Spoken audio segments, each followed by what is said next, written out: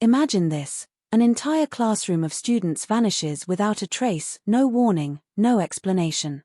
For 27 years, the case grows colder, the hope fades, until one desperate mother notices something small, something everyone else missed. It's the kind of detail that changes everything. But this isn't just a story about a mystery. It's about kindness, about how one simple act, a black teen giving his seat to a pregnant white woman, unlocks a secret so powerful, it alters lives forever. Picture a crowded bus on a rainy afternoon. The air is thick with the smell of wet clothes and exhaustion. A young man, let's call him Jamal, spots a woman struggling to stand, her hands pressed against her swollen belly. Without a second thought, he stands up. "Here, take my seat," he says. The woman smiles, grateful, but what happens next? She slips him a note, just a folded piece of paper, and in that moment, neither of them realizes how big this small act really is. Because that note, it's not just a thank you. It's a clue. A clue to a 27-year-old mystery, a classroom that disappeared, and a truth buried so deep, it's been waiting for someone like Jamal to uncover it. But here's the thing about secrets, they don't stay hidden forever. And when they come out, they change everything. Now, before we go further, let me ask you, what would you do if a stranger handed you a note that could rewrite history? Would you open it? Would you walk away? Jamal didn't know it yet, but his choice was about to pull him into a story darker and stranger than he could have imagined. Because that pregnant woman? She wasn't just a random passenger. And that note? Well, let's just say, by the time you hear what was inside, you'll never look at a simple act of kindness the same way again. But here's where we pause. Because the next part of this story, it involves a hidden message, a mother who never gave up, and a disappearance that defies all logic. And trust me, you're going to want to hear what happens next. Jamal stared at the folded note in his hand, the paper slightly damp from the rain. For a moment, he considered just tucking it into his pocket and forgetting about it. Maybe it was just a thank you, a sweet gesture from a grateful stranger. But something about the way the woman had looked at him, like she was pleading without saying a word, made his fingers itch to unfold it. The bus rumbled on, the windows streaked with water, blurring the world outside into smudges of grey and green. He took a deep breath and opened it. The handwriting was neat but rushed, as if she'd scribbled it in a hurry. Asterisk, if you're reading this, you're one of the good ones. And I need your help. Meet me at the old diner on 5th and Main tomorrow at noon. Don't tell anyone. Not yet. Asterisk, no name, no signature. Just those words, and underneath them, a single, chilling line. Asterisk, they disappeared for a reason. Asterisk. Jamal's stomach tightened. What kind of help could a pregnant woman possibly need from him, a college student just trying to make it through finals? And what did she mean by asterisk, they disappeared asterisk?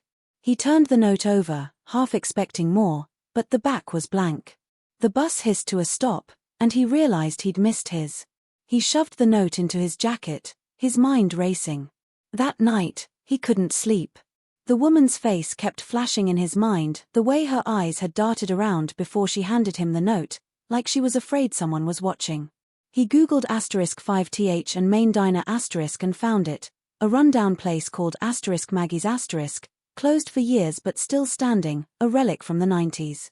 Then, on a whim, he searched asterisk disappeared class 27 years ago. Asterisk. The screen filled with headlines. Asterisk small town's unsolved mystery, 22 students, 1 teacher, gone without a trace. Asterisk the vanishing, what happened to Lincoln High's 3rd period? Asterisk, he clicked on an old news clip, grainy footage of a weeping woman gripping a photo of a teenage girl. Asterisk, my daughter was in that class. Asterisk, she sobbed. Asterisk, one day they were there, the next, gone. No backpacks left behind, no notes. Just empty desks. Asterisk. Jamal sat back, his pulse loud in his ears. 22 students. 1 teacher. Vanished. And now, decades later, a pregnant woman hands him a note linking him to it. None of it made sense. But the more he read, the more the pieces gnawed at him. The town was only an hour away. The diner was right in the middle of it. The next morning, he almost talked himself out of going. This wasn't his problem. He had a chemistry midterm to study for, a shift at the campus library. But then he thought about his little sister, how he'd lose his mind if she just disappeared one day. If no one ever knew why. He grabbed his keys. The diner was worse in person, paint peeling, windows boarded up, a flickering neon sign that still somehow read *open 24 hours * even though the place was clearly abandoned. Jamal checked his phone. Noon on the dot. He hesitated, then pushed the door. It didn't budge. Locked. He knocked, half expecting silence. But from inside, a voice soft but urgent. Around back. Hurry. Heart hammering, he followed the alley to a rear entrance. The door creaked open just enough for a hand to wave him in. The air inside was thick with dust and the smell of old coffee. And there she was, the woman from the bus, no longer pregnant. Her stomach was flat. Where's? Jamal started, but she cut him off. Listen carefully, she whispered. You weren't just being kind that day. I chose you. Because you look like him. Like who? She pulled a photo from her pocket, a black teenager in a faded Lincoln High sweatshirt, his smile wide, his eyes bright. His name was Elijah. He was in that class. The one that vanished.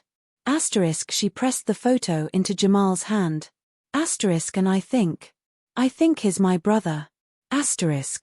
Jamal's breath caught. You think? You don't know? Tears welled in her eyes. I was adopted. My parents never told me. But a year ago, I found letters. Letters from a woman who signed them Mom. She talked about Elijah, about how she knew he wasn't gone forever. And then, she hesitated, her voice dropping to a whisper. Then I got pregnant. And the dreams started. A classroom. Empty desks. And a voice saying, find him. Jamal's skin prickled. This was too much. Why me? What do you want me to do? She leaned in, her next words so quiet he barely heard them. Because you're the only one who can go back. Back where? But before she could answer, a sound cut through the silence, the crunch of gravel outside. The woman's face went pale. They're here. She breathed. You have to go. Now. Who's here? Jamal demanded, but she was already shoving him toward a back exit. Wait, what about Elijah? What about the class? She thrust a small, worn notebook into his hands. Start here. And Jamal. Don't trust anyone.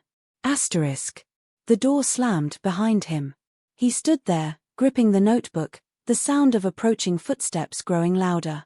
And in that moment, he realized he'd just stepped into something much bigger than himself. Something dangerous.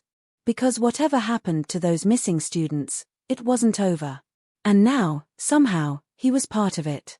Jamal didn't wait to see who was coming. He sprinted down the alley, the woman's notebook clutched tight against his chest, his breath coming in sharp bursts. The footsteps behind him were fast, deliberate, whoever it was, they weren't just passing by. They were following him. He ducked behind a dumpster, pressing his back against the cold metal, listening. The footsteps slowed. A man's voice, low and rough, muttered something he couldn't make out. Then another voice answered, this one softer, almost hesitant. She was here. He can't have gone far. Jamal's pulse roared in his ears. She. Were they talking about the woman from the diner? He held his breath as the footsteps moved past him, fading down the street. Only when the sound disappeared completely did he dare to move. He didn't go home. Not yet. Instead, he found a quiet bench in a nearby park, the kind of place where no one would look twice at a college student flipping through a notebook. The cover was worn, the edges frayed, like it had been opened 1,000 times. Inside, the pages were filled with cramped, frantic handwriting, some entries dated, others just loose thoughts scribbled in margins. They say the class just vanished. But I know the truth. They were taken. Asterisk. Jamal's fingers trembled as he turned the page. Asterisk. Elijah was the first to notice. He told me the teacher, Mr. Voss, was acting strange. Said he kept looking at the clock like he was waiting for something. Then, the fire alarm. But there was no fire. Just the empty hallway. And when they walked back inside, the room was gone. Asterisk. Gone.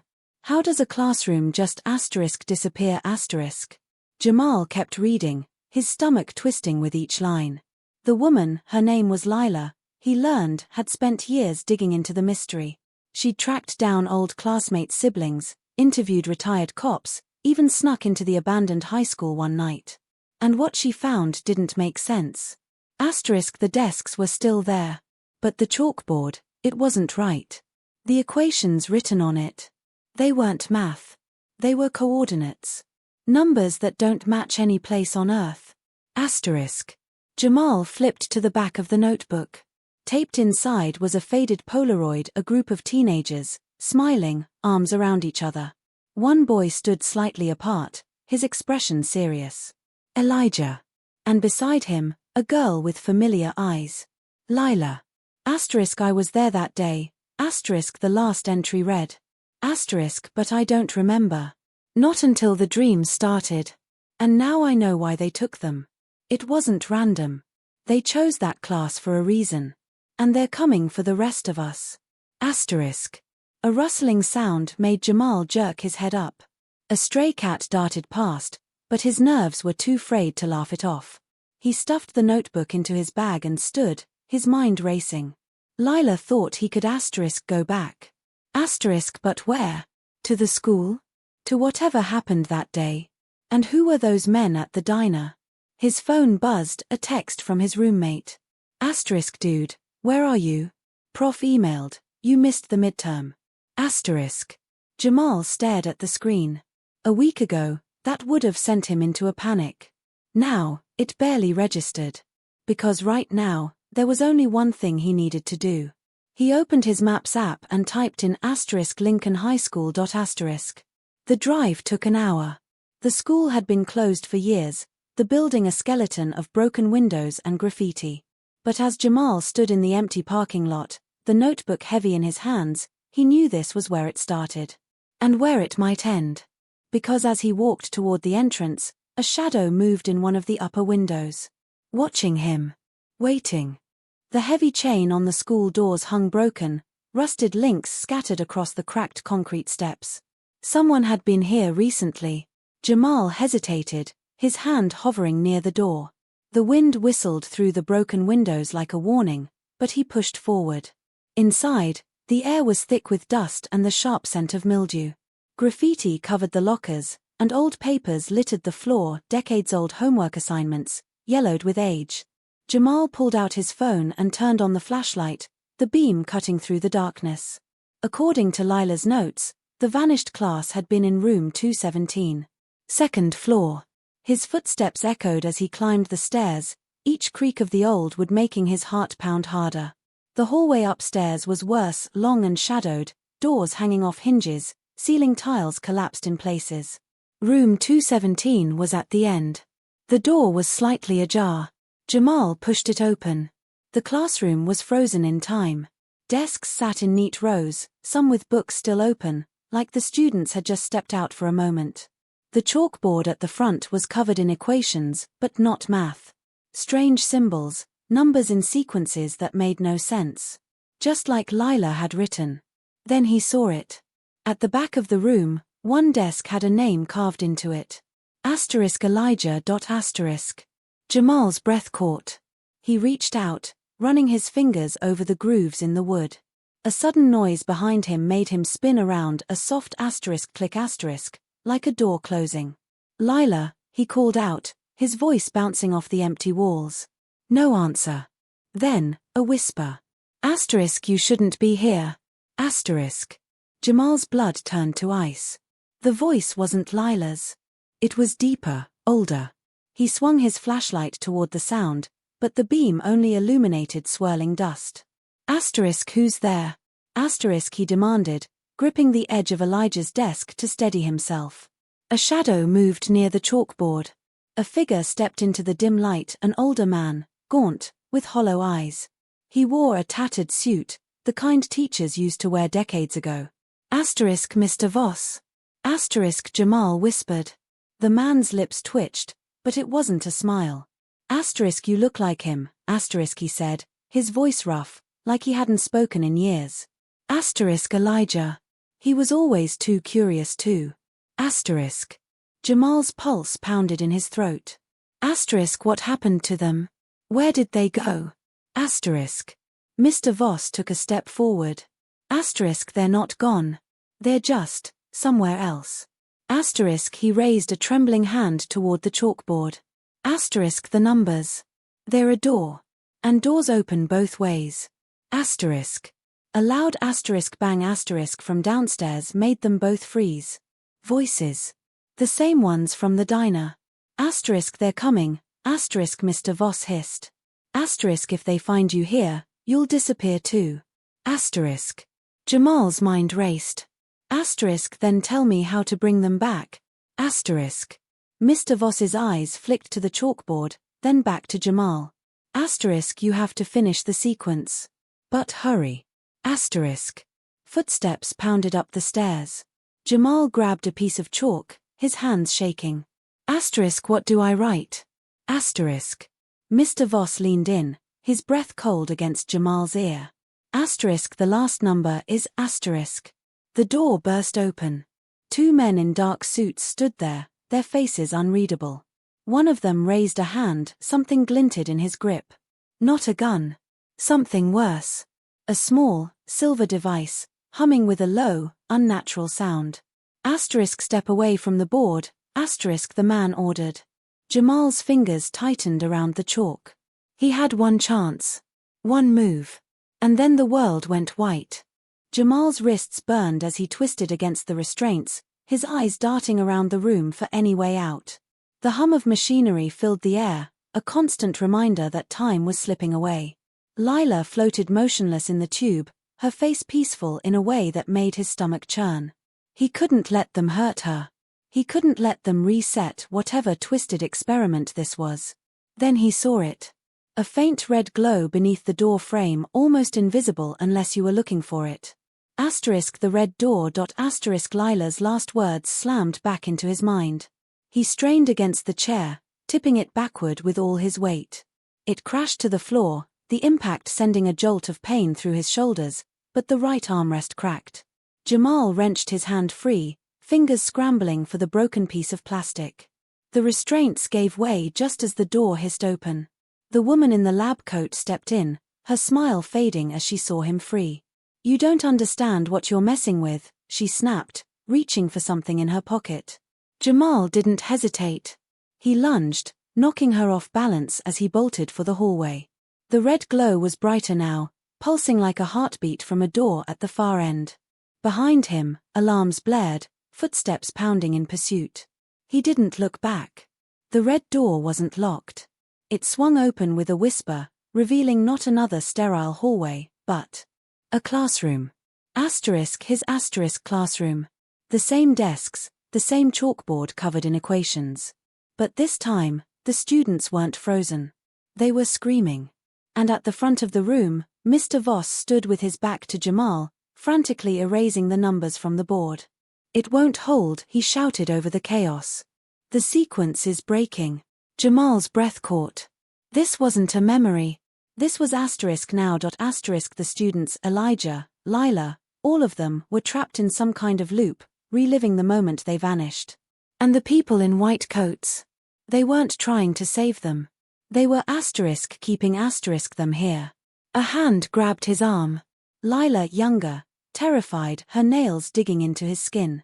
You have to finish it, she pleaded. Before they reset us again. Jamal turned to the board. The last number was missing, just like Mr. Voss had said. But he didn't have chalk. He didn't have time. So he did the only thing he could think of. He smeared his bloody palm across the blank space. The room shuddered. The lights flickered, then went out entirely. For a heartbeat, there was silence. Then, a gasp. A sob. The sound of desks scraping as the students stumbled to their feet, disoriented, alive. The equations on the board glowed faintly before fading away. And Mr. Voss. He was gone. Jamal turned, expecting to see the white hallway, the lab coats, the nightmare he'd just escaped. But instead, he was standing in the abandoned school again, dust motes swirling in the sunlight streaming through broken windows. Lila stood beside him, older, no longer pregnant, tears streaming down her face. "You did it," she whispered. But Jamal's relief was short-lived. Because in her hand was a photo. A class picture. And as he looked closer, his blood ran cold. Every face was accounted for. Except his. Because in this version of events, Jamal had always been the one who disappeared. And now, the real question was. Who had just come back. Jamal stared at the photo in Lila's shaking hands, his own reflection absent from the glassy-eyed faces of the students staring back at him. The silence between them stretched, thick with the weight of what this meant. He reached up, touching his own face just to confirm he was still real, still here. Lila's voice was barely a whisper. "You weren't just helping me find them. You were one of them all along." The pieces clicked together with terrible clarity. The reason Lila had chosen him on that bus. The way Mr. Voss had looked at him with something like recognition. Even the woman in the lab coat, she hadn't called him Elijah too as an experiment. She'd meant it literally. Jamal's knees buckled. He caught himself on a crumbling desk, the wood rough under his palms.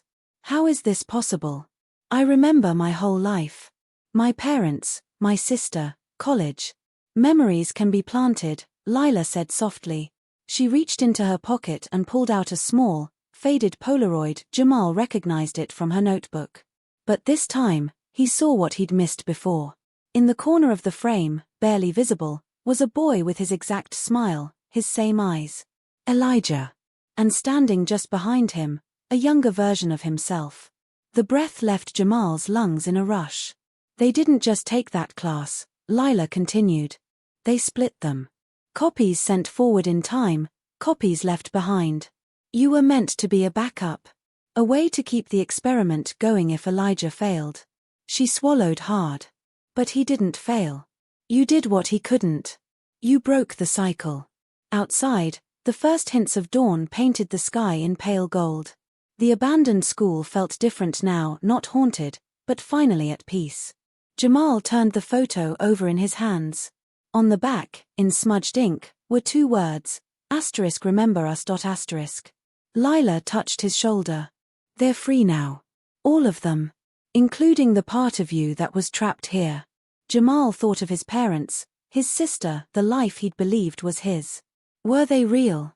Did it matter? The love he felt for them certainly was. Maybe that was enough. What happens now? He asked. Lila smiled for the first time since he'd met her. Now you get to choose. She nodded toward the classroom door, where sunlight streamed through in a warm, inviting pool. That life you remember. It can still be yours. Or, she held out her hand. You could help me make sure no one else gets lost like they did. Jamal looked at her outstretched palm, then back at the photo. The faces of the classmates he'd never known but somehow always missed. He thought of the woman on the bus, the note that had started it all, how one small act of kindness had unraveled a mystery 27 years in the making. He took Lila's hand. The last of the chalk numbers on the board faded as they walked out together, the classroom door clicking shut behind them. Somewhere, in another time, another place, 22 students and 1 teacher were waking up to a normal day, their memories of being lost already fading like a half-remembered dream. And on a quiet street, a bus rolled to a stop. A pregnant woman climbed on, scanning the seats. In the back, a young man with kind eyes glanced up, already starting to rise. Some cycles were meant to be broken. Others, they were just beginning.